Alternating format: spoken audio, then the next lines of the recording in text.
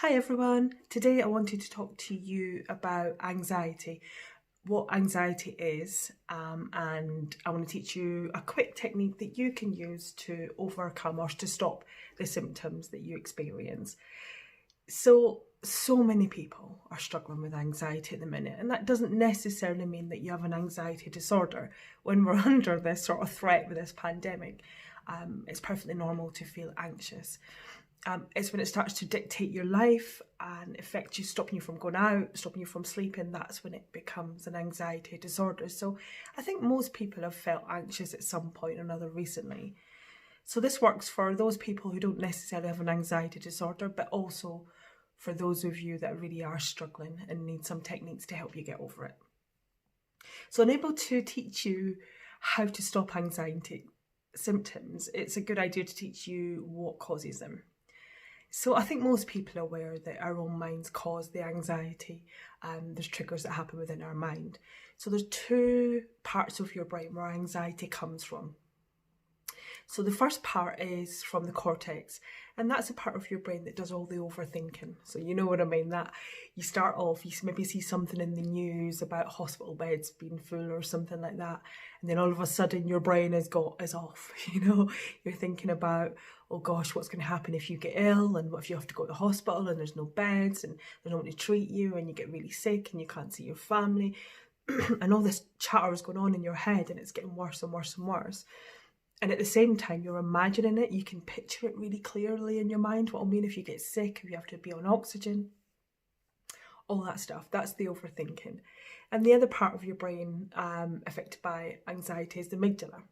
And what the amygdala does is it's trained to look out for danger. It comes back from our prehistoric days when we needed to act super quick if there was a tiger coming running towards us. So that part of your brain is the part that will react. It will give you that fight or flight burst of adrenaline really quickly without you necessarily being aware of why. So if you ever suddenly feel anxious and you're not sure why, that's your amygdala that's at play here. And the reason for that part of your brain is, if there's a tiger coming running towards you, you don't want to be overthinking it, do you? You don't want to be thinking, what should I do? You really want to react quickly.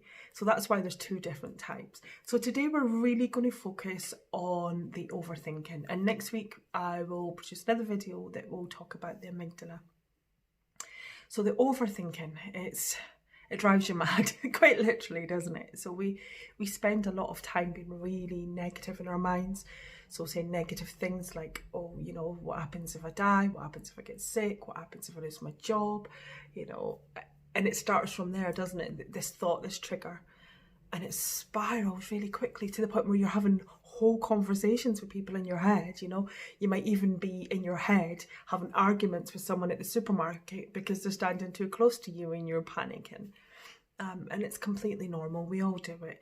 We have all developed, as time has gone by from the early ages, we've developed to have a negative bias, and that's meant to keep us safe. So our brain is always looking for negatives. And the problem is that any negative thinking is seen by your brain as a sign of danger, and it will make you feel anxious.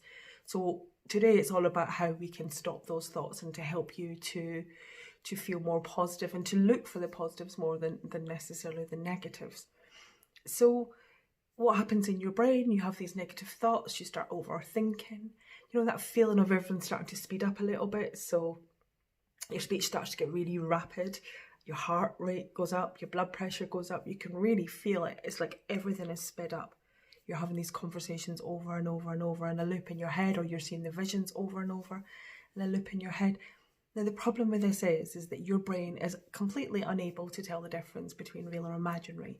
So you'll recognise this if you've ever woke up in the morning after having a dream and can't switch off from it. It felt really real. The feelings from that dream can last with you for the whole day. I've had many of those dreams, and it's horrible when you're angry at someone and actually they've not done anything wrong. It was just in a dream. But that's a perfect example of how your brain can't tell the difference between real and imaginary.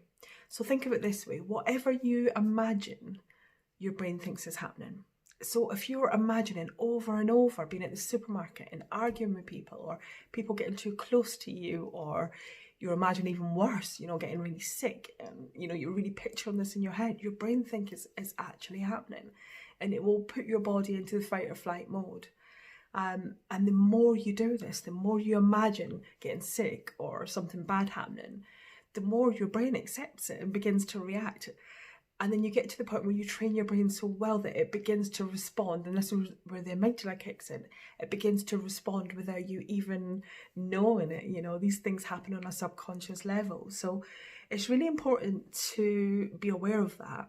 And it's also really important to try and retrain your brain to stop doing it. And that's what we're going to talk a little bit about today. So everything that you think, whether it's your negative thoughts, even if it's just, you know, you're thinking really negative that your husband's annoyed you and you're getting really, you know, you're having those cross conversations with him in your brain. Again, your brain thinks you're in danger and is sending you that burst of adrenaline to help you to run. And the more you do it, the more ingrained it becomes. It's like learning to drive a car. Do you ever, when you first learn to drive a car, in your head you're thinking first gear, second gear, mirror signal maneuver, and you're talking yourself through it over and over. And then one day you drive your car and you realise you didn't do that anymore. In fact, you might not even be aware of it. It might be months later you suddenly realise you're not talking to yourself about it anymore. And that's what you're doing with your anxiety and this overthinking. So there's two things we're going to do, we're going to talk about today, and I want you guys to practice this over the next week and see, really put it into practice and really see the change. As with anything, you can't retrain your brain just doing something once. It's practice, it's repetition that's going to have an effect and make these changes, just like you trained your brain negatively by repetition. So it's really important not to just do it once and think, oh, well, that didn't work, and not do it again. It's really important to keep practicing, because it will work. So the first technique I want to teach you is all about slowing things down and taking some of the sting out of it. So what I want you to do is just close your eyes for me a moment, and I just want you to think back to the last time you got caught in that overthinking cycle when you're thinking something negative and it's going round and round in your mind. Now you'll notice that things are quite speeded up, aren't they? It happens quite fast. You're just running through it really quickly in your brain. So I want you to think about what you were saying to yourself at that time. So sometimes it can be things like, I'm not good enough, or you know, I'm going to die, or I'm going to get sick, or my family's going to get sick. I just want you to think back to what it was that you were actually saying to yourself, or something that you know you say to yourself regularly that makes you feel anxious. And what I want you to do now is just to slow that down in your head. So I want you to imagine really slowing it down, really, really, really slow. So you can say, repeat after me. So whatever it is that you're saying in your head, do it at this sort of speed. So you'd be saying, I not good enough. So I want you to really slow it right down and really say it really slow. And I want you to just put it on a loop and say it quite a few times. Whatever it is that you're negatively saying to yourself, just put it on a loop and just keep saying it over and over, but slowing it down, and just notice how much that changes the way that you feel when you say it. So I want you to practice that quite a lot, and I'd say probably practice it every day. But more importantly, practice it whenever you catch yourself doing it. So whenever you catch yourself saying something negative, I want you to really slow it down in your mind. And technique number 2, so I just want you to close your eyes again. And I just want you to take some big deep breaths. And as you're breathing in, I just want you to imagine that you're breathing in a lovely relaxing colour. And as you're breathing out, just breathing out that anxious, horrible colour. And when you're breathing in, I just want you to push your tummy out. And as you're breathing out again, just make that out breath slower and longer than the in breath. So that you're breathing in, excuse me, relaxation, and you're exhaling tension. So I want you to think of something that's been really making you feel anxious. A situation that you've been going over and over in your mind. So whether it be, perhaps you're imagining that you're going to end up getting sick and go to hospital, or you're going to lose your business or lose your job, or whatever it is. I just want you to think about what it is that's really triggering this anxiety for you. But this time what I want you to do is think of a positive outcome to that. So for instance, perhaps you can imagine sailing through this pandemic really easily. You can think of being at home and perhaps spending time with your family and really enjoying family time. Start picturing all the wonderful activities you can do together. Perhaps you can imagine going for a walk or taking up a hobby or doing something really positive at home. So perhaps it's you're worrying about work. So start running through your head the perfect outcome. So perhaps it's that not only do you keep your job, but you get a promotion. And when you go back to work, everything is so much better.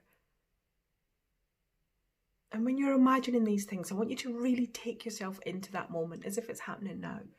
So I want you to see it through your eyes, not be able to see yourself, if that makes sense. So see it through your eyes.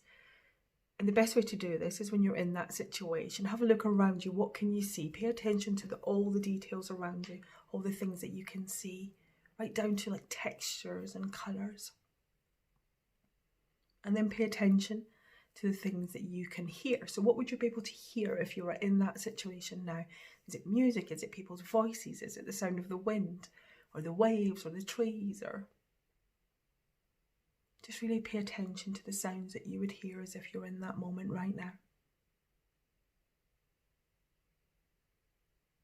And then I just want you to think of what you can feel as if you're in that moment. So I don't necessarily mean emotions. I mean things like, can you feel the sun shining down on your skin? Can you feel your feet on the floor? Just really pay attention to what you can feel. And really be in that moment. Start really adding in details of, how this perfect outcome is going to look. So perhaps you can see people around you smiling and happy, or people congratulating on you on getting that promotion, or your children looking at you and giving you a big hug and saying, I love you, or perhaps you're thinking about that moment where you can see your family again and you can give them the biggest hug. I want you to really focus on that positive. Even if you don't believe it, bear in mind your brain can't tell the difference between real or imaginary, so I want you to really imagine this positive outcome and just notice how much better you feel. And just take some time to do that for a moment or two.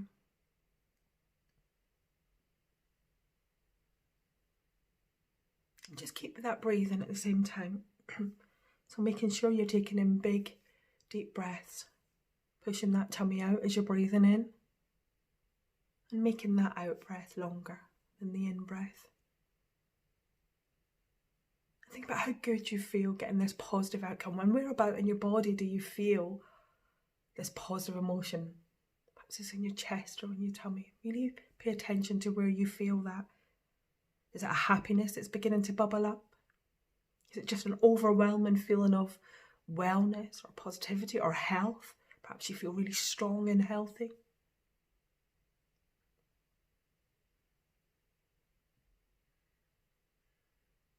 And when you're feeling that positive, happy feeling, I just want you to make a fist with the hand that you write with. Just make a fist and really grasp hold of that positive feeling. Just really hold on to it. Let it spread throughout your whole body. Build it up stronger and stronger. Really grasp hold of that feeling. Hold it for a moment or two.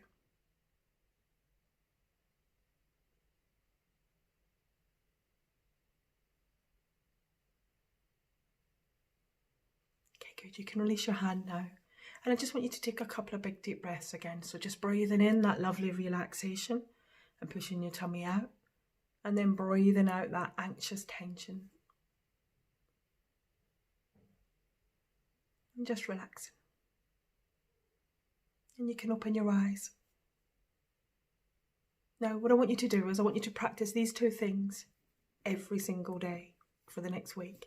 Practice them every day. The more you practice them, the better you're going to feel. Now for some of you, you might have found that quite difficult to start with. Perhaps visualization isn't something that you're very good at. It doesn't matter if you can see it super clearly, if you can just feel it or experience it or know it. However it comes to you is absolutely fine. The key is just repeating it every single day. Now the reason I got you to make a fist with your hand is we're creating an anchor. We're training your brain that when you make a fist with this hand, it triggers that feeling in your brain, and that triggers that thought in your brain, and that feeling within your body. And the more you practice that, the stronger it gets. And what you can eventually do is whenever you're feeling tension or anxious, just making a fist eventually will trigger those positive feelings for you. So don't take my word for it, give it a go. If you have any questions at all, just put them in the comments. I'll answer anything and everything that you have. And finally, if you're suffering from anxiety, I know that people are struggling at the minute, and I know that money's an option, is an issue for most people, or for a lot of us. So I run an anxiety workshop, and the next one's on the 15th of January at 11 a.m. Sorry, I'm not staying up that late. And I'm trying to make it as affordable as possible. So the next one on the 15th of January is completely free if you've never been before. I'll drop all the links in the comments that you can book yourself on. It's on Zoom, and we're going to go more into all these details, talking about anxiety and how we can overcome it, and ending in a full hypnosis session. Once you've done the first session is free. After that, you would need to pay, but I've kept it at £5, as low as I possibly can, so that it's more affordable to people, and they happen fortnightly. So again, I'll put the link in. You can book yourself in if you want to come. If not, I will be doing these videos every Monday. Anyway, thank you for watching. Any questions at all, get in touch, put in a comment, send me a direct message. Go to my business page, which is Nikki Elmer Hypnotherapy. I'll answer any and all questions that you have. Okay, thank you. Bye.